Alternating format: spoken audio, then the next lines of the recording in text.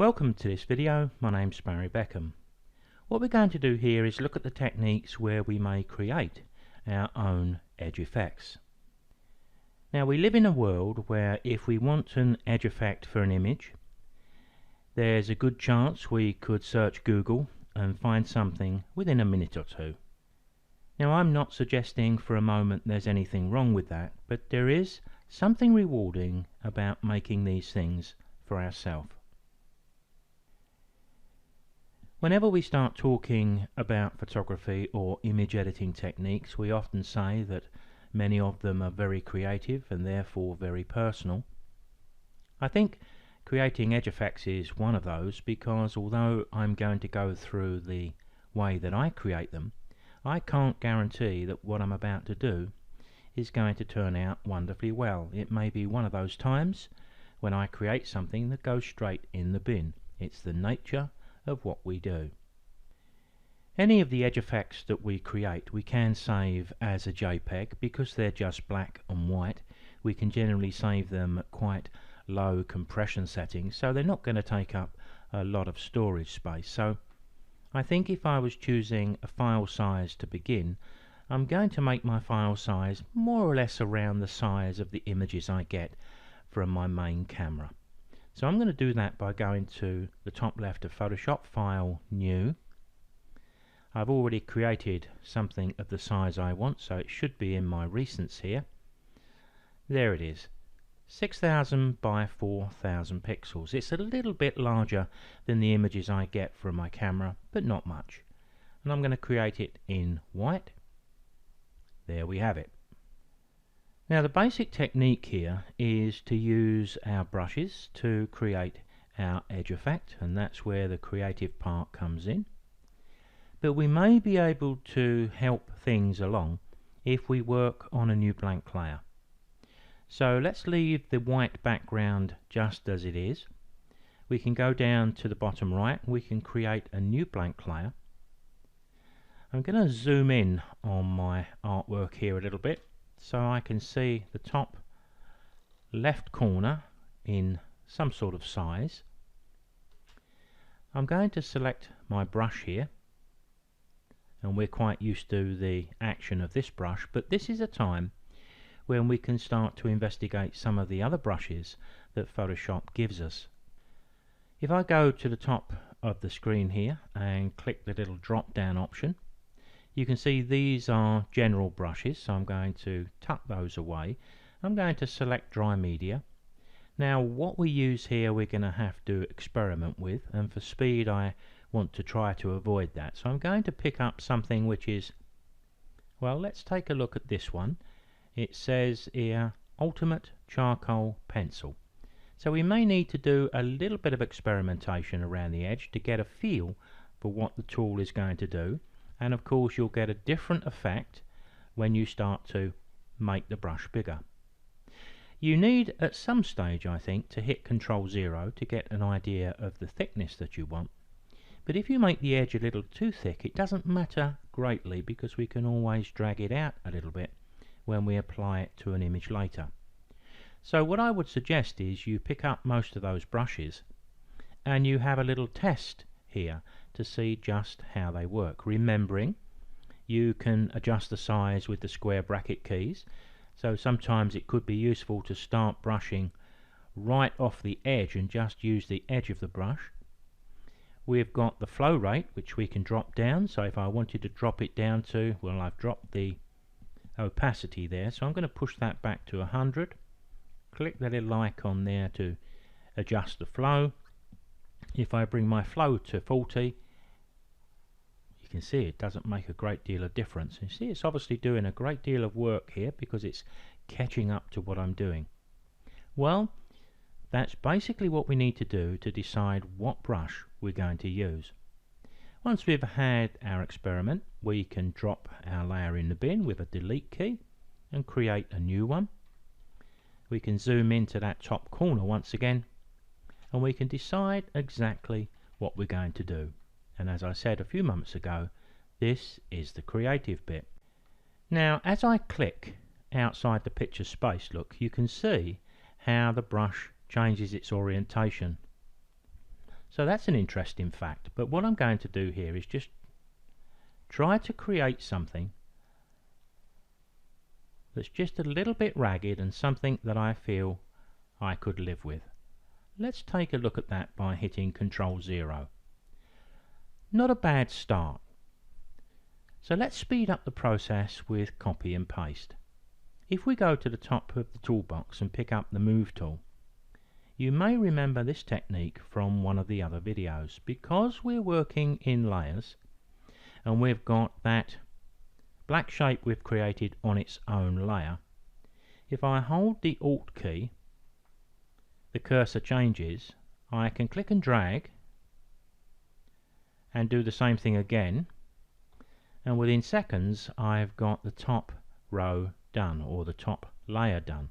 You can see it's made up of 3 layers in this instance, but I can select all 3 of those by holding the Control key, right clicking, merge them together. I can make a copy of this layer with Control J and drag this down the bottom, but you can see what we need to do here. We need to flip it over. So let's go to Edit, Transform. We need to flip it vertical. There's the bottom edge. If I select the top layer, which is the bottom, Control J, if I rotate that clockwise, that will form my left edge. So Edit, Transform, rotate clockwise. There it is. I can do the same again with the top layer, Control J. This time, of course, we need to Edit, Transform. This time we want to flip it horizontally. And there, it hasn't taken very long before we've created one edge effect to start. Now, of course, you don't have to limit yourself to just one brush. What you could do from here on in is to then change the brush and maybe do another effect over the top of this one so it interacts between the two. And this is where the creative part comes in. But at some stage, of course, we would save all this to store it. So I would flatten all of those layers together and save that as a JPEG, probably compressing it to a level 6. Now I've just saved that as BD001 because we could be sitting here at a session where we're creating 3 or 4. Now I need to locate an image to apply it to.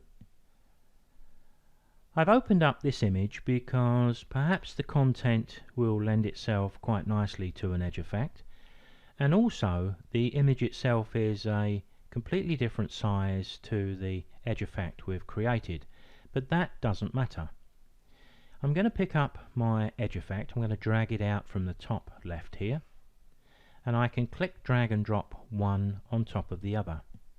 If I hold the Shift key when I do this, then any image that I drag onto another, and I have saved this now so I can shut that down, any image that I drag in will fit squarely in the center of the frame, and you can instantly see the problem we have with the edge effect being the wrong size for the image. But we can easily use the free transform tool to adjust the size. After all, we're just adjusting artwork which is black and white. We don't have to worry about protecting image quality. So let's do that first. We can bring up the free transform with Control T, one of the more useful shortcut keys, and I can simply drag out the edge and it will snap to the edge, as you probably just saw. And this is where we get a degree of choice, of course. If I'd made my edge effect a lot wider than this and I wanted it to be very, very slim, I can drag outside and make it as slim as I want it. So if I just wanted a very thin, delicate edge, then I can choose that. But on this occasion I'll choose it all, and I'll hit the Enter key to commit that transformation. Now we need to blend the layer at the top of the stack, the one that contains our edge, using one of the blend modes here. I'm going to start with darken, and there you can see we get a pretty good result. but it rather depends on the image we're placing the edge effect on. So do have a look at some of the other options like multiply, like overlay, not so good. Soft light's not going to be so good, and I don't think hard light's going to be so good, certainly not. So certainly darken and multiply are different, and sometimes we can look even at screen and lighten, but generally speaking I think darken and multiply are going to be your two favorites. So if I take a look at darken and then we take a look at multiply, well, it's a personal choice, isn't it? So let's have another go at this. As you can see, I've created a new background and a new blank canvas over the top. Selecting my brush, let's investigate one of the others here. What have we got? We've got this one at the top here. Let's have a look at that. I need to make it a little bit bigger on screen and maybe a little bit of an experiment to see how it looks. That looks quite interesting, doesn't it? But one of the other things we can do, remember that technique I've talked about a few times where we click, hold the shift key and click further along. So if we wanted to do the edge effect in one go and use this method, then perhaps that's an opportunity to do it. What I'll do this time then is delete my new blank layer and recreate a new one. But rather than zoom in, let's see if we can create it in its entirety, just as we can see it here. And remember, this is 6000 pixels by 4000. So if I click just outside and hold the shift key and click over here and back, you can see that I can create things here, and when I think I've got something that I'm happy with, I could stop. I can just use that if I wanted to, exactly the same as before, but maybe I could even just continue and do all four sides in this way.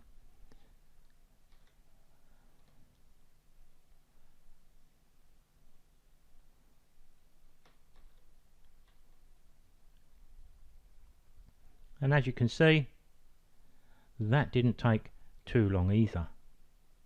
And once again, we can always experiment by adding one brush to another. But if you are going to do that, don't put the new brush strokes on this layer, because what we've got here is something which is usable.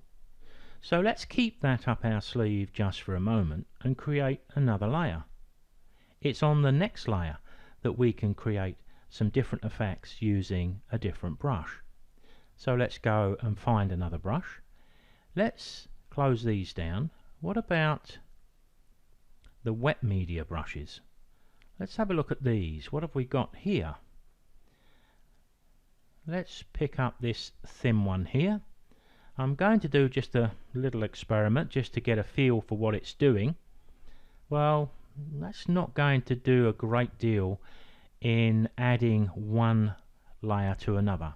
So maybe I'll go to my history here and I'll go back to where I started with that, because I didn't care too much for that. So you can see the process. I'm going to try something else.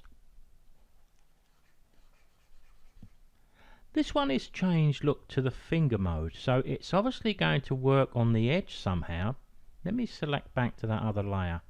You can see I need to have something else on the screen for that to work from. I don't particularly want to work in that way at the moment, so I'll go back to the layer here and maybe select a different brush.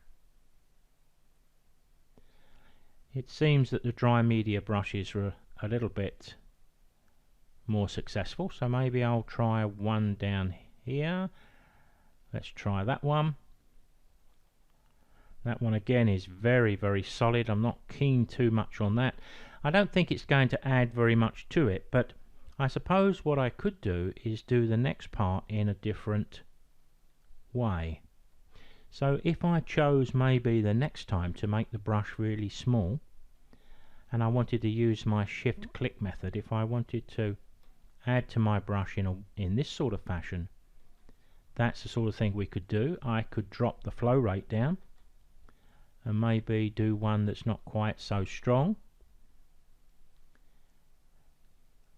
You can see exactly what I mean about this being very experimental, but at some stage we could put all of those layers together. Well, we've got a choice. We can save this one as an individual one, then we can add that layer to it and save that too. Well, let's give it a whirl. I'll flatten those together and we'll just take a look at this on top of an image to finish. Now, I seem to be just a little obsessed with filtered images, but I think the edge effect may work okay here. Let's take a look. I'm going to drag it out. It's quite a bit bigger than this image actually. I think this image is from a few years ago when I was working on a camera with a lot less pixels than I currently have. So I'll click drag and drop that one into there. I'll tuck that back onto the top screen just for a moment, and you can see exactly how big that actually is. So if I bring the size down and then hit Control T, there's my free transform tool. So you can see what I can do here.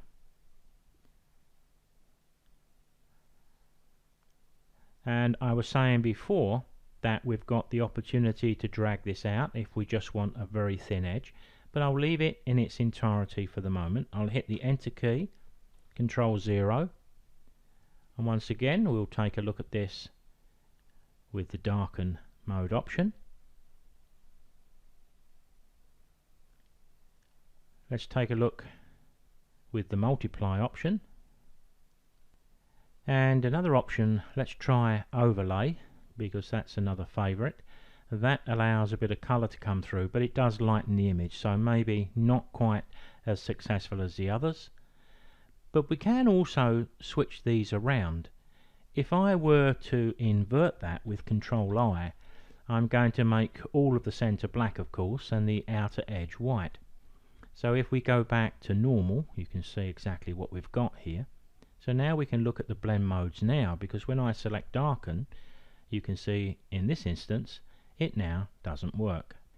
But if we switch to maybe lighten, now it does, and the edge effect, rather than being black, is almost white. Now, coming back to that edge effect again, I've backed away from where I flattened these all together, because if you've got plenty of storage space, if you didn't use a background at all and you just merge these two together, you could save these as a Photoshop file, and in that case you can apply them over the top of the image in any colour that you feel you need to apply to them.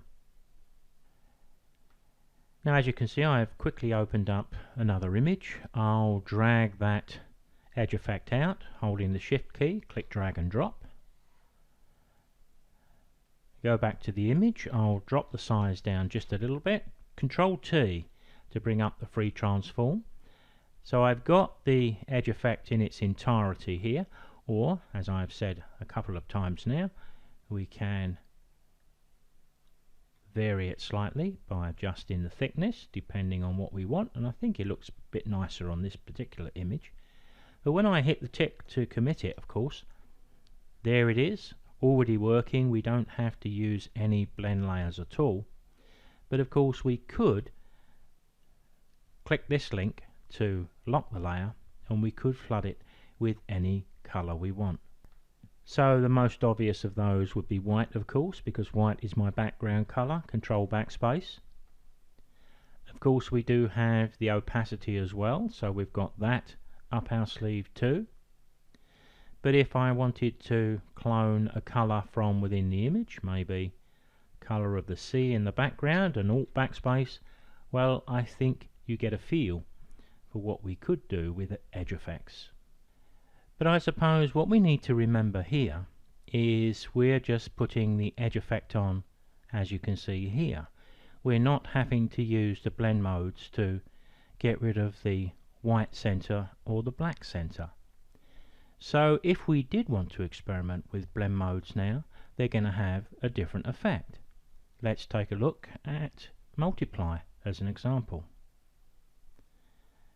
let's take a look at lighten and screen. Those that didn't work very well at all last time are now having a pretty good effect. And down to overlay, and the rest I think you can check out yourself.